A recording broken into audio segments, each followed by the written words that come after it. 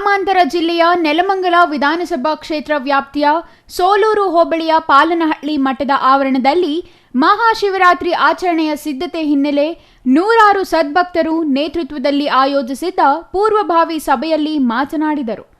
ಪಾಲನಹಳ್ಳಿ ಶ್ರೀಮಠ ಕಳೆದ 24 ವರ್ಷಗಳಿಂದ ಶಿವರಾತ್ರಿ ಹಬ್ಬದ ಆಚರಣೆಯನ್ನು ಮಾಡಿಕೊಂಡು ಬಂದಿದೆ.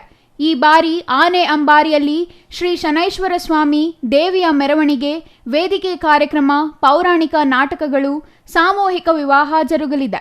ಜುಲೈ ತಿಂಗಳಲ್ಲಿ ಆದಿಜಾಂಬವ ವಿಶ್ವವಿದ್ಯಾಲಯ ಪ್ರಾರಂಭವಾಗಲಿದೆ. 205 ಅಡಿ ಎತ್ತರದ ಆದಿಜಾಂಬವ ಮೂರ್ತಿಯನ್ನು ಶ್ರೀಮಠದಲ್ಲಿ ಸ್ಥಾಪಿಸಲಿದ್ದೇವೆ. ಆರುಂಧತಿ ಹಾಗೂ ಮಾತಂಗ ಚಿತ್ರಣದ ದೇವಾಲಯಗಳು ಜುಲೈ ತಿಂಗಳಲ್ಲಿ ಲೋಕಾರ್ಪಣೆಗೊಳ್ಳಲಿದೆ ಎಂದರು. ಶಿವರಾತ್ರಿ ಕಾರ್ಯಕ್ರಮದಲ್ಲಿ ಬಿಗ್ ಬಾಸ್ ಖ್ಯಾತಿಯ ದೇಶಿ ಹೋರಿಗಳ ಒಡೆಯ ವರ್ತೂರು ಸಂತೋಷ್ ಆಗಮಿಸಿ ಪ್ರದರ್ಶನ ನೀಡಲಿದ್ದಾರೆ.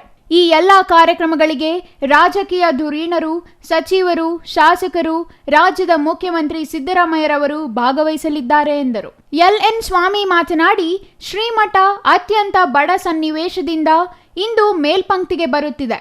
ಮುಂದಿನ ದಿನಗಳಲ್ಲಿ ಶೈಕ್ಷಣಿಕ ಚಟುವಟಿಕೆ ಮಠ ಹೆಚ್ಚು ಉತ್ತೇಜನ ನೀಡಲಿದೆ.